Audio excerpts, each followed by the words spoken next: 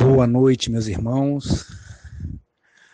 Vamos dar início a mais uma de nossas atividades, unidos pelo coração, pelo pensamento, buscando juntos, através desse recurso virtual, a compreensão e o entendimento das verdades que nos trouxe o Consolador prometido por Jesus, a doutrina dos Espíritos.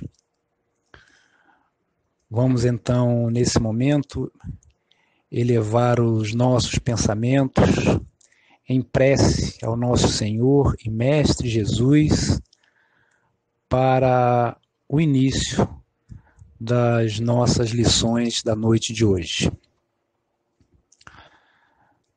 Senhor Jesus, aqui estamos para te servir através da doutrina dos Espíritos, o Consolador que tu nos prometestes.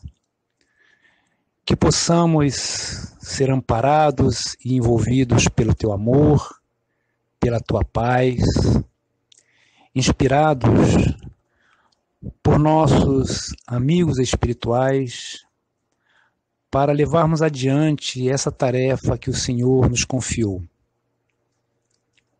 Que possamos, Mestre, chegar ao entendimento e à compreensão do que vamos refletir na noite de hoje, e assim nos tornarmos aqueles que divulgam o teu Evangelho, buscando implantar no coração dos homens o reino de Deus, nosso Pai. Muito obrigado, Senhor, por mais esta oportunidade de trabalho, que nesse momento pedimos a tua permissão para dar o início dessa atividade. Assim seja. Bom, meus irmãos, a nossa reflexão na noite de hoje, ela é em torno, talvez, de uma das parábolas mais conhecidas que Jesus nos trouxe e que foi registrada pelo evangelista Lucas, que é a parábola do filho pródigo. Parábola essa que alguns entendem que também poderia se chamar a parábola dos dois filhos ou a parábola do pai amoroso. É uma daquelas lições que Jesus nos trouxe e que guarda um sentido muito profundo.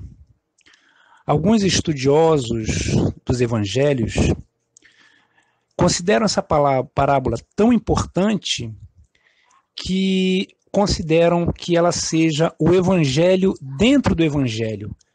Tamanha a essência do ensino que ela nos traz. Não podemos deixar de recordar aqui que, na realidade, a parábola do filho pródigo, ela encerra uma sequência de 3 parábolas que Jesus conta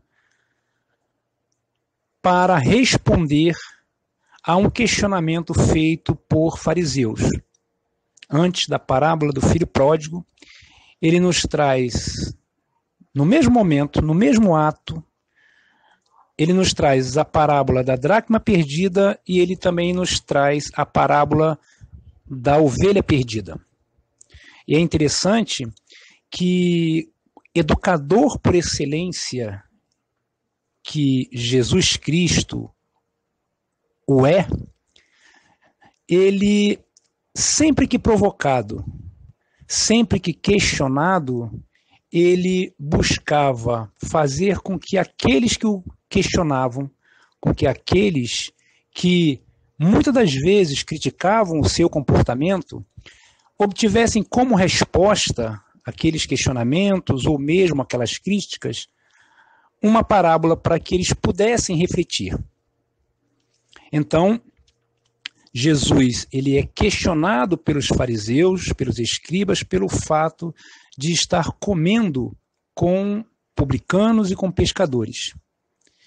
E como resposta a esse questionamento ou a essa crítica, ele traz essas 3 parábolas. E a última delas, a parábola do filho pródigo.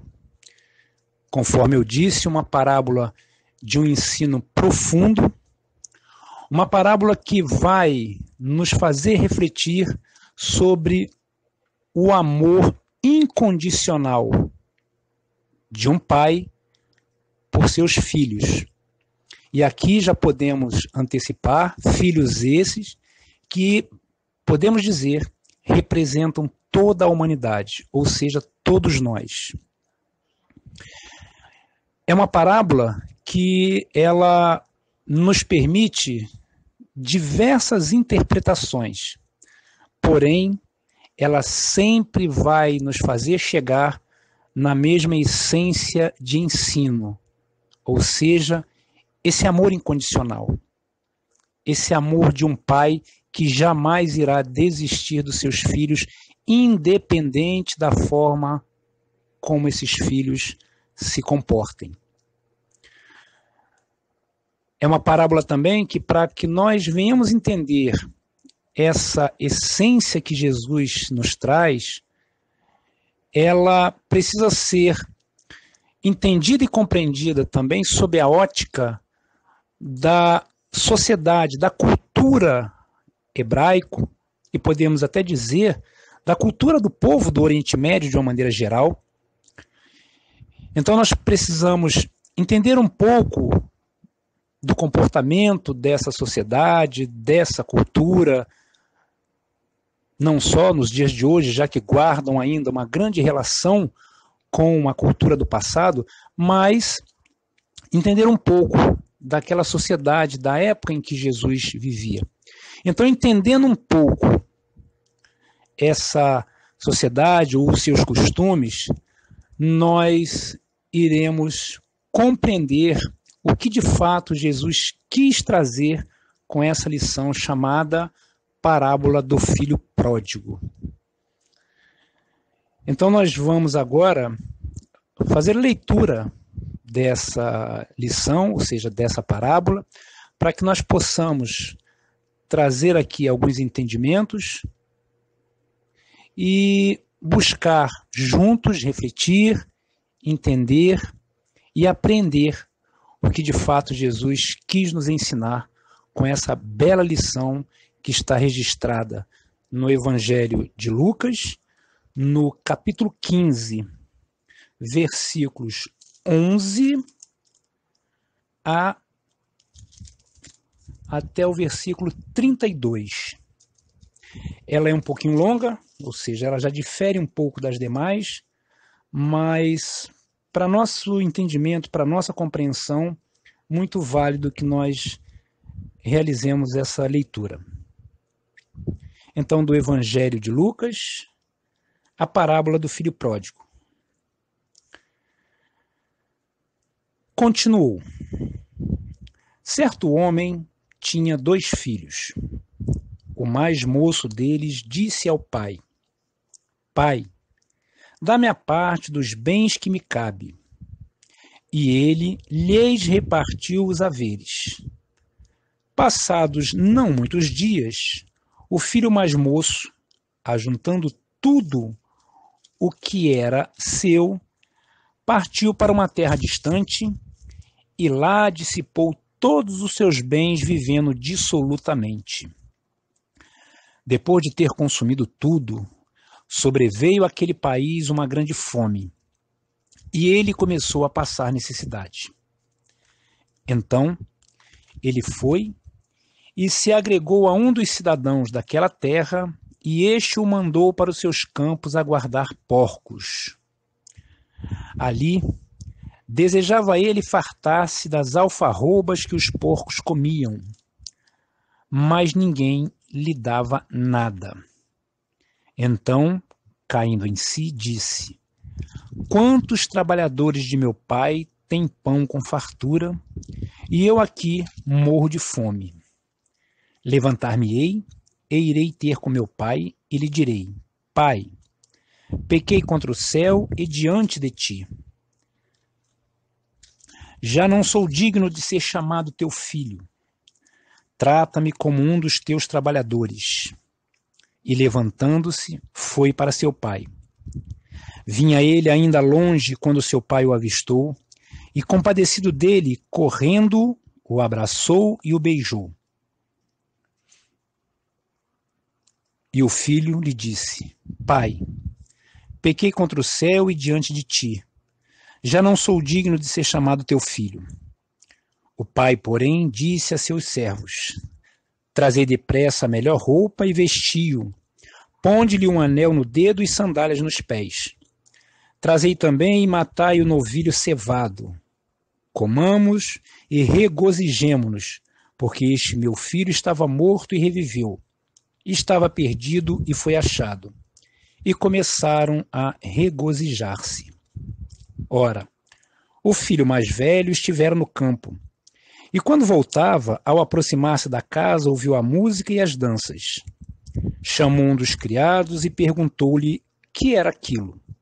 E ele informou: Veio teu irmão, e teu pai mandou matar o novilho cevado, porque o recuperou com saúde.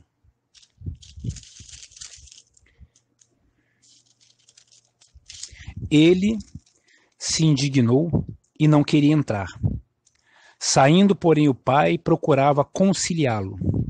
Mas ele respondeu a seu pai: Há tantos anos que te sirvo sem jamais transgredir uma ordem tua, e nunca me deste um cabrito sequer para alegrar-me com os meus amigos. Vindo, porém, esse teu filho, que desperdiçou os teus bens com meretrizes, tu mandaste matar para ele o novilho cevado.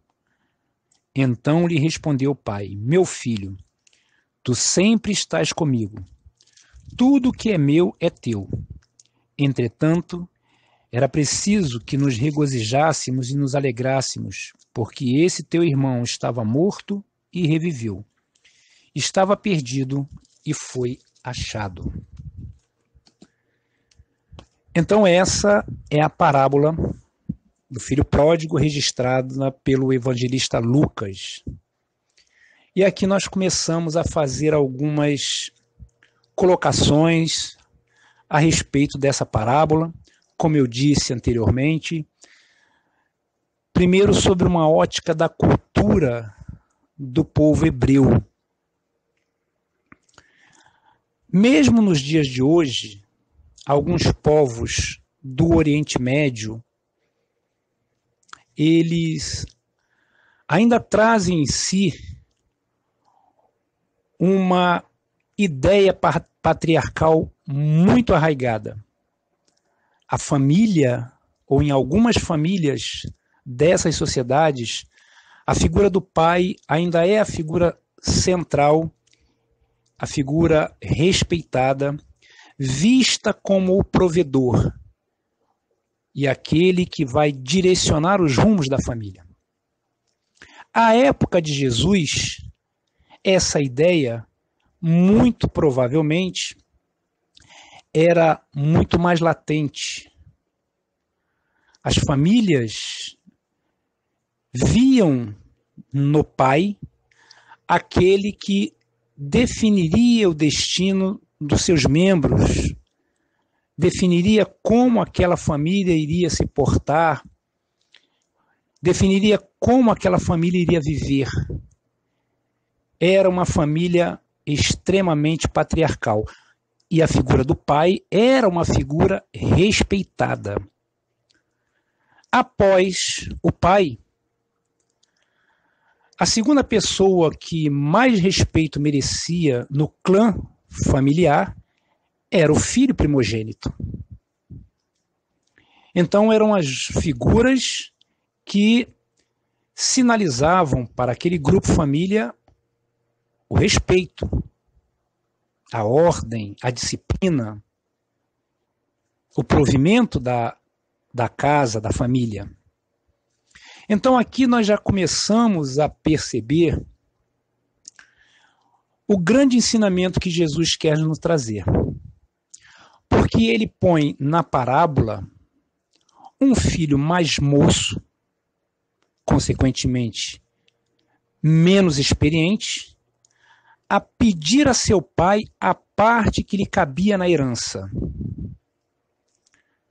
Naquele momento em que esse filho mais moço faz isso, para uma sociedade patriarcal, a ideia que ele está trazendo é que ele desejava a morte de seu pai, porque um filho só teria direito a uma herança dentro daquela cultura quando seu pai morresse. Então, pedir uma herança antecipadamente significava desejar que o pai morresse, o que era também, ou pelo menos deveria ser, uma falta de respeito, uma falta de sentimento, uma falta de carinho para com o pai. E essa parábola, se contada até os dias de hoje, dentre os povos do Oriente Médio, alguns historiadores dizem que eles ficam abismados, porque não aceitam que um filho se dirigisse ao pai com essas palavras e para lhe pedir que fosse-lhe antecipada a herança. E aqui também, para nós tentarmos alcançar a profundidade do que Jesus quer trazer,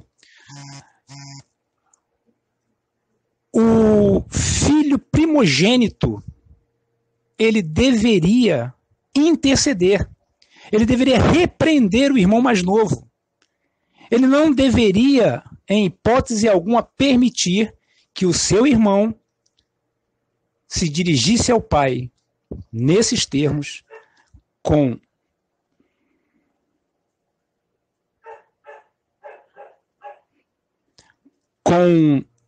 esses argumentos,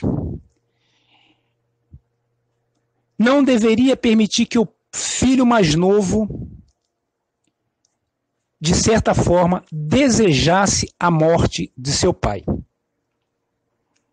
Então, olhem como Jesus vai construindo essa parábola para trazer uma grande lição. Um filho que não respeita as tradições familiares e um primogênito que se omite. Um primogênito que se cala,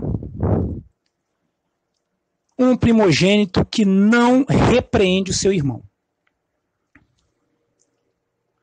E esse pai, ele aquece com o pedido do filho e divide os bens, dá a parte que esse filho tinha direito,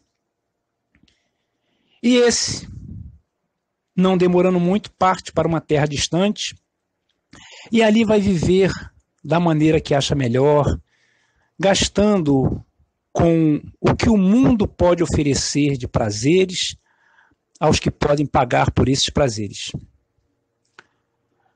Só que viver dissolutamente traz as suas consequências. E aí nós vemos que para esse país distante, para onde esse jovem foi, a fome chega, ele já não tem mais os recursos que o pai lhe havia dado, e aí, sem ter o que fazer, vai pedir trabalho a alguém, a algum cidadão daquele local, e esse lhe manda para cuidar dos seus porcos. E a fome é tão grande que pensa ele em comer das alfarrobas que eram dadas aos porcos. Mas ninguém lhe oferecia nada. E aí a gente pode entender que é aquele momento em que esse filho chega ao chamado fundo do poço. E ao chegar ao fundo do poço, no despertar da consciência, que se vê aniquilada pela dor, pela humilhação, ele começa a pensar na casa de seu pai. Lembra que na casa de seu pai os trabalhadores têm a fartura do pão. e decide voltar. Mas tomado por uma grande dor na consciência, com um arrependimento profundo, ele pensa: direi a meu pai: Pai, pequei contra ti e contra os céus, e já não sou digno de ser considerado teu filho. Trata-me como um dos teus servos. E levanta-se e segue em retorno à casa do pai. E quando está já a certa distância, o pai o vê, sai correndo, abraça esse filho, o beija. E quando esse filho diz exatamente o que havia pensado: Pai, pequei contra ti e contra os céus, não sou digno de ser chamado teu filho, esse pai, numa grande demonstração de amor, de zelo e de perdão, pede que os servos lhe coloquem uma roupa, lhe calcem sandálias nos pés e lhe ponham um anel no dedo, como a dizer: esse é meu filho que errou, esse é meu filho que me desrespeitou, mas eu quero que todos vejam que eu não o quero como servo, eu o quero e o aceito de volta como filho. Esse é o simbolismo daquele pai colocar um anel no dedo do filho. Reconhecer que aquele é o seu filho, que ele está perdoando e está aceitando de volta. E pede que se mate um novilho cevado para se comemorar aquele filho que estava morto e reviveu, que estava perdido e se encontrou. Quando o filho mais velho, aquele que ficara com o pai, retorna e observa a música e questiona os servos e é informado o motivo da comemoração, é tomado de mágoa, de rancor, é tomado por um sentimento de inveja e se recusa a entrar a comemorar. E em mais uma demonstração de amor e de bondade, de uma misericórdia infinita, esse pai vai ao encontro desse filho e o convida a entrar, o convida a participar. E esse filho vai dizer que estivera com o pai o tempo todo e o pai nunca deu um carneiro para que ele comemorasse com os amigos. E, no entanto, aquele filho que havia gastado dissolutamente a fortuna que o pai lhe dera, que havia gasto dinheiro com meretrizes, era recebido com festas.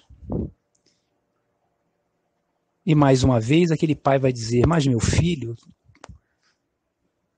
tudo que é meu é teu. Mas é justo que comemoremos, pois esse teu irmão estava morto e reviveu, estava perdido e foi encontrado. Essa é uma lição que nos fala desse amor incondicional que Deus tem por nós.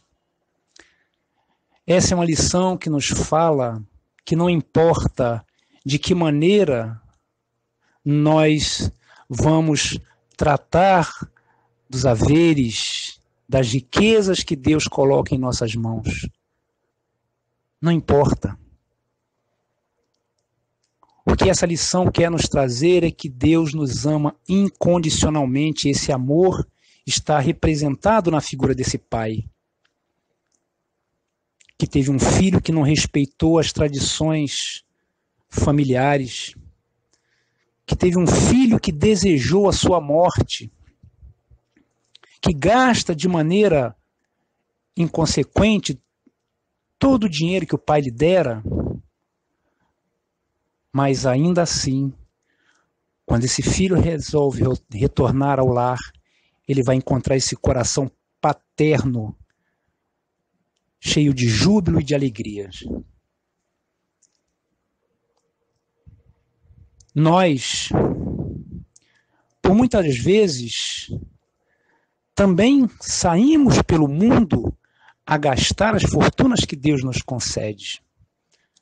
Quanto de nós não malbarateamos com a inteligência com a qual Deus nos agraciou. Quantos de nós não nos desviamos do caminho com as palavras, com as nossas ações, com os nossos exemplos equivocados? Quantos de nós não desviamos outros irmãos dos caminhos? Muitas das vezes com orientações indevidas. Quantos não são os momentos ou os instantes em que algo valoroso nós descobrimos que temos e, no entanto, malbarateamos em troca dos prazeres temporários que o mundo nos oferece? Então nós, muitas das vezes, somos esse filho que saímos pelo mundo a gastar de maneira inconsequente, muitas das vezes irresponsável, dissoluta, a riqueza que Deus nos põe nas mãos. Mas muitas das vezes também somos o filho que fica em casa. Porque, e talvez por isso, muitos estudiosos tratem essa parábola como a parábola do pai amoroso, porque é um pai que ama os dois filhos. Porque o filho que fica em casa, ele pode ser a representação de muitos de nós religiosos, que já temos um certo conhecimento das verdades espirituais, mas que muitas das vezes vamos realizar ou vamos executar as nossas tarefas não com alegria, não com um sentimento de satisfação por estar servindo a Deus, mas porque talvez esperemos compensações, recompensas. E isso fica implícito na parábola quando esse filho vai dizer: eu estive obedecendo às suas ordens todo o tempo, e o Senhor nunca me deu um carneiro para que eu comemorasse com os meus amigos. Vejam que, na realidade, esse filho que sempre obedeceu e serviu ao pai, não o fez de coração grato, de coração alegre, mas muito provavelmente por uma convenção e esperando uma recompensa, sem saber que a maior recompensa de um filho é poder ter uma comunhão com o seu pai. A maior recompensa que nós religiosos podemos esperar é da comunhão com Deus, é da alegria de servir a Deus, independente de como estejamos, independente do que nos aconteça. Então, muitas das vezes somos esse filho que ficou em casa, que ainda não entendemos essa proposta divina, ainda nos deixamos abater pelo orgulho, pela vaidade, pela inveja. Talvez buscando servir a Deus, não com entendimento, com coração, com sentimento, com alma, mas talvez buscando servir a Deus para que sejamos isentos das provas que o mundo muitas das vezes nos traz. Quantos não são os nossos companheiros religiosos que acham que ser religioso é um passaporte para não sofrer? Quantos não são aqueles que muitas das vezes, enquanto a vida corre sem aparentes problemas, seguem nos templos, seguem nas igrejas, seguem nos centros espíritas, mas quando vem a dificuldade, quando vem a adversidade, acham-se esquecidos por Deus e abandonam a obra que estava em andamento. Então, essa é a representação, ou melhor, é esse tipo de religioso que representa o filho que ficou. Aquele filho que, na realidade, não tinha tanto respeito assim pelo seu pai, mas, convencionalmente, ele fica, realiza, trabalha, mas esperando ou aguardando a sua recompensa. Então, a parábola do filho pródigo, ela nos convida a essa reflexão para que venhamos nos situar. Somos ou estamos sendo mais o filho pródigo, o mais novo, o mais inexperiente, e dos haveres que Deus nos coloca nas mãos para centuplicarmos, para levarmos esperança, paz, compreensão às criaturas. Estamos utilizando esses haveres de maneira indevida? Estamos gastando os nossos potenciais de saúde, de inteligência, de sentimento de maneira equivocada? Estamos nos perdendo diante daquilo que o mundo nos oferece? Ou, lembrando uma outra lição de Jesus, estamos passando frequentemente pela porta larga? Ou somos mais o filho pródigo, o filho mais velho, o que ficou, o que obedeceu, o que trabalhou, mas aguardando uma recompensa, recompensa essa que o próprio mundo pudesse oferecer? Na realidade, talvez na nossa existência, ora estamos de um lado e de outro. Mas o que nós não podemos perder da essência dessa lição é o fato de que nós temos um Deus, um Pai que nos ama incondicionalmente. Um Pai que estará sempre com as portas abertas a nos aguardar. Que respeitará, na grande maioria das vezes, nas nossas existências, respeitará o uso que fizermos do nosso livre-arbítrio. Permitirá que nós caminhemos pelo mundo vivendo da maneira que acharmos que é certa, sem nos isentar ou sem nos poupar da colheita obrigatória. Então, muitas das vezes, nós precisaremos sim chegar ao chamado fundo do poço. Precisaremos sim sermos tomados pelo aguilhão da dor, talvez da humilhação.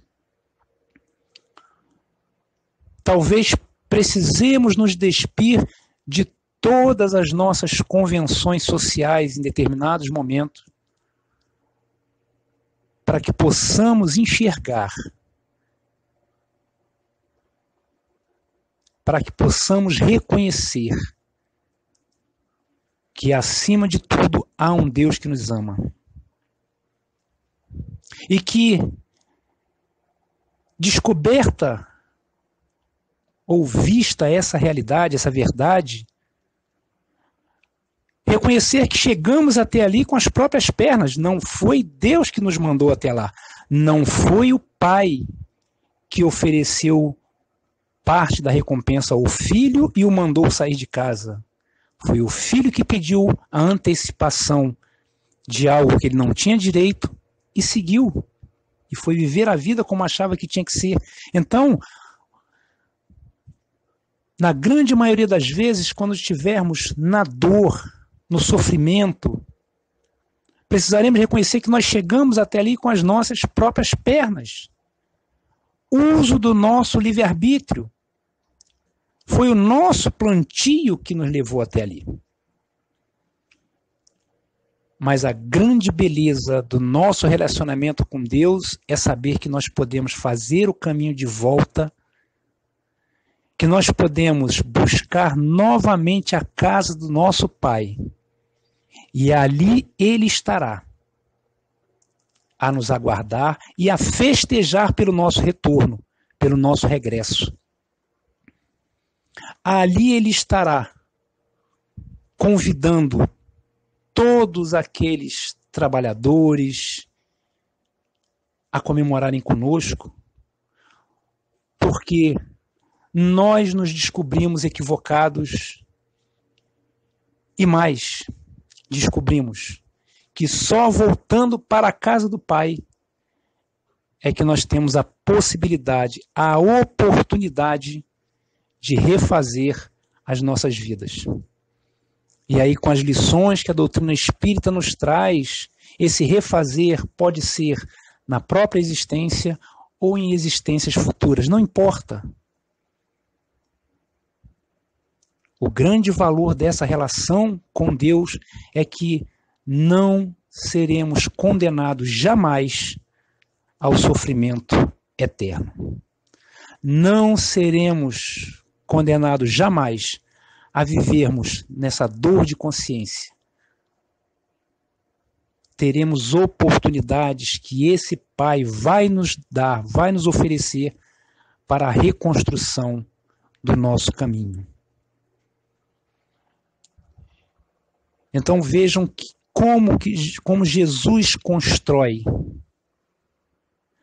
essa grande lição. Porque não podemos deixar de lembrar, mais uma vez, que a cultura hebraica daquela época, e que se mantém em alguns países até hoje, é de um grande respeito pela figura paterna. Certamente, uma situação dessa, vivida numa família hebraica, culminaria com esse filho sendo expulso de casa. Esse seria, segundo a tradição, que a sociedade da época, e que nós encontramos ainda hoje em países do Oriente Médio, o que essa sociedade faria, o que essa família faria, certamente seria expulsar esse filho mais novo.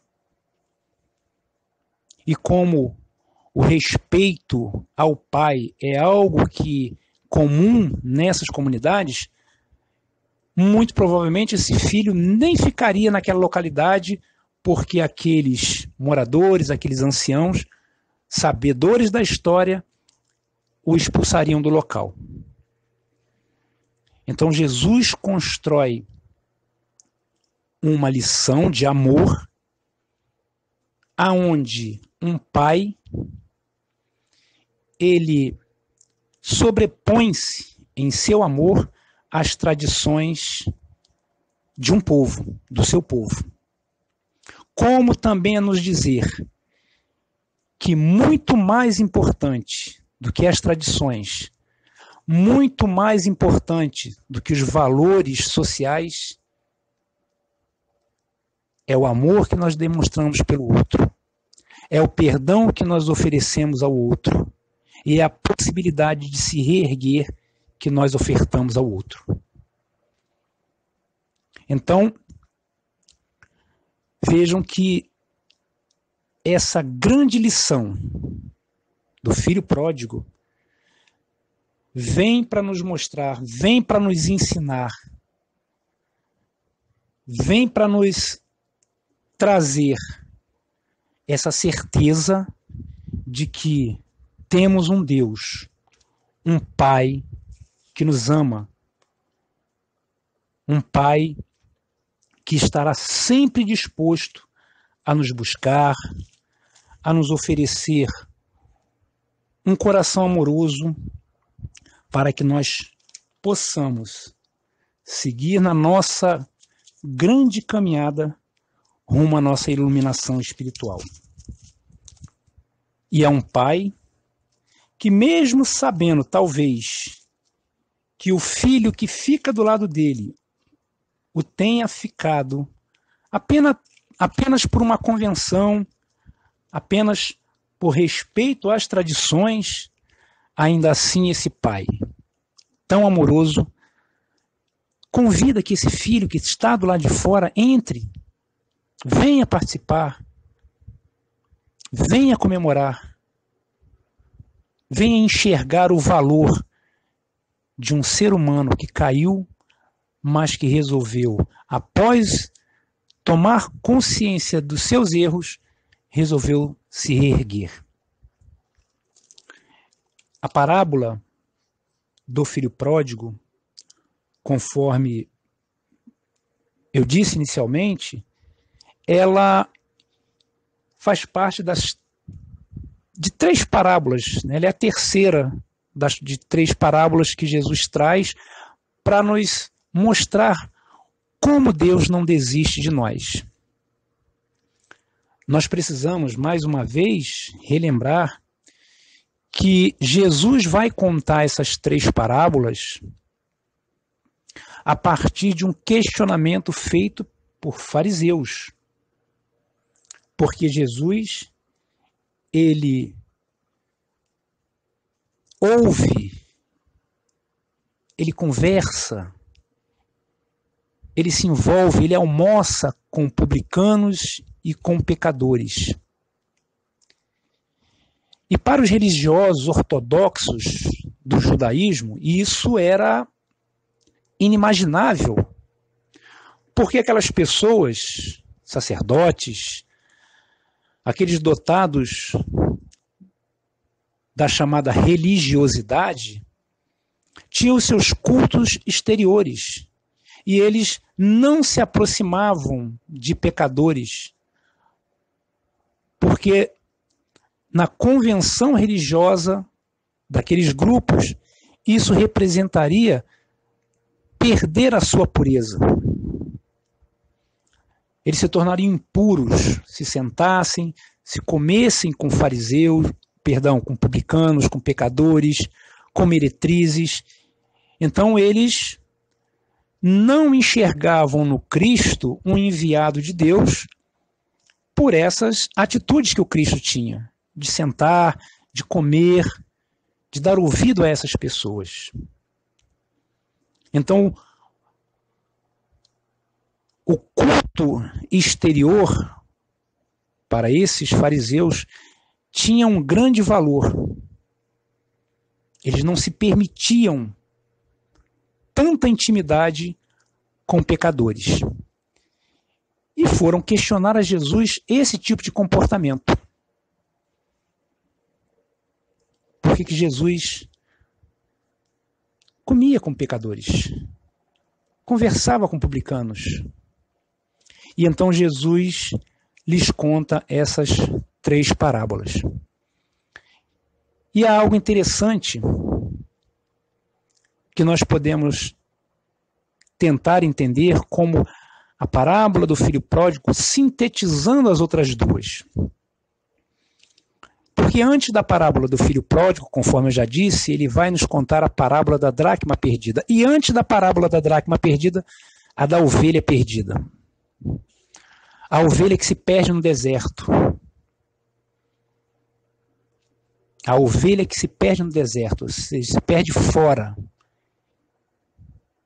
Ela está perdida fora do rebanho, fora, no campo, no deserto, fora da proteção do seu pastor. E certamente a ovelha sabe, percebe que está perdida. Certamente,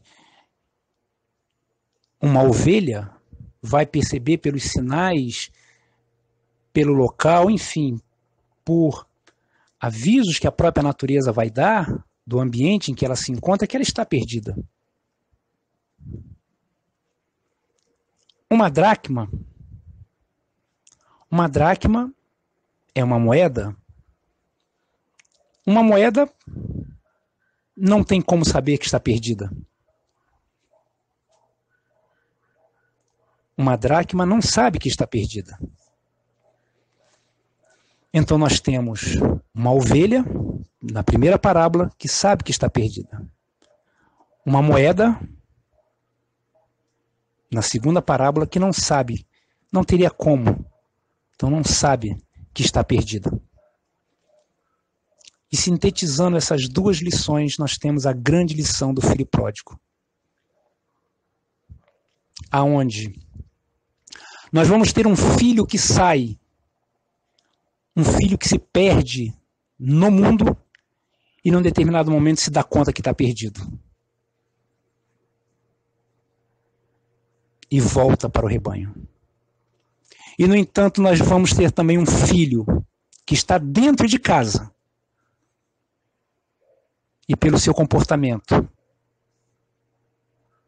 pelas suas ideias, pelas suas cobranças, não se dá conta de que está perdido. E nós poderíamos, finalizando as nossas reflexões, chegar ao entendimento de que não importa para Deus se nós sabemos ou não que estamos perdidos, porque Ele sempre irá nos buscar. Ele sempre irá criar meios para nos achar. Ele estará sempre à procura de nós. E essa é uma realidade que muitos religiosos trazem. É Deus quem vai nos buscar. É Deus que nos encontra, não nós que encontramos a Deus. Então que nós possamos, ao refletir sobre a parábola do filho pródigo, que nós possamos abrir os nossos corações, compreender a grandeza do amor de Deus por nós. Buscar daí vencer os nossos orgulhos, as nossas limitações, as nossas dificuldades e procurarmos viver e vivenciar esse amor, exemplificando a tantos quantos convivem conosco. E ao sairmos pelo mundo, entendendo por mundo o local onde somos chamados a trabalhar, família, grupo religioso, grupo profissional, possamos utilizar dos recursos, dos haveres, da herança que o Pai coloca em nossas mãos para servir ao reino de justiça, de amor e de caridade.